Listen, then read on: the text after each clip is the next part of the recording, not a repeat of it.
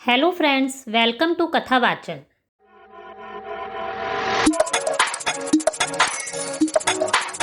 आज इस वीडियो में हम आपको अहोई अष्टमी के व्रत के बारे में बताएंगे।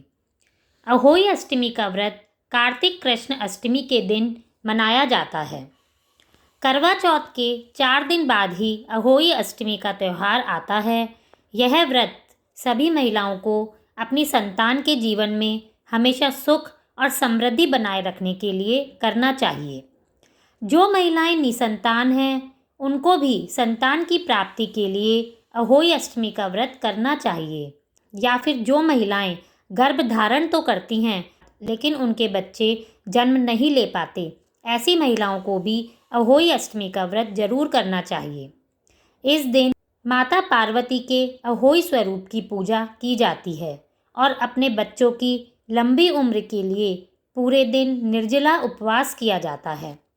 शाम के समय आकाश में तारे देखने के बाद और तारों को अर्घ देने के बाद ही महिलाएं अपने व्रत को पूर्ण करती हैं। अहोई अष्टमी के व्रत में शाम के समय दीवार पर 8 कोनों वाली एक पुतली बनाई जाती है और दीवार पर बनाई गई इस पुतली के पास ही साही माता और उनके बच्चे बनाए जाते हैं।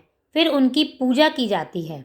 अगर आपको दीवार पर यह चित्र बनाना नहीं आता तो बाज़ार में भी इसके पन्ने मिलते हैं जो आप किसी भी परचूनी की दुकान से आसानी से ला सकते हैं। उसे दीवार पर चिपकाकर आप उसकी पूजा भी कर सकते हैं। इस साल अहोई अष्टमी का व्रत 28 अक्टूबर 2021 को गुरुवार के दिन मनाया जाएगा। अहोई अष्टमी के दिन पूजा का शुभ मुहूर्त शाम को 5:39 से लेकर शाम 6:56 तक रहेगा। तारों को देखने का समय शाम को 6:03 का रहेगा। आइए जानते हैं कि अहोई अष्टमी के दिन पूजा किस तरह से की जाती है। सबसे पहले सुबह स्नान करके हमें अपने घर के मंदिर में जाकर व्रत करने का संकल्प लेना चाहिए। उसके बाद हमें दीवार पर या कागज पर गेरू से अहोई माता का चित्र बनाना चाहिए और साथ ही सेहे और उनके 7 पुत्रों का चित्र भी बनाना चाहिए। अगर आप चित्र ना बना पाएँ तो आप बाज़ार से लाकर उसका जो पन्ना आता है वह भी दीवार पर चिपका सकते हैं। कई जगह यह विधान भी है कि चांदी की अहोई बनाई जाती है जिसे सेहे या स्याहू कहते हैं। अगर आपके पास चांदी की अहोई है तो आप इसकी पूजा भी कर सकते हैं। इसकी पूजा रोली, अक्षत, दूध व भात से की जाती है। अहोई माता की पूजा सायंकाल के समय की जाती है, अतः शाम के समय पूजन के लिए माता के चित्र के सामने एक चौकी रखकर उस पर जल से भरा कलश रखना चाहिए।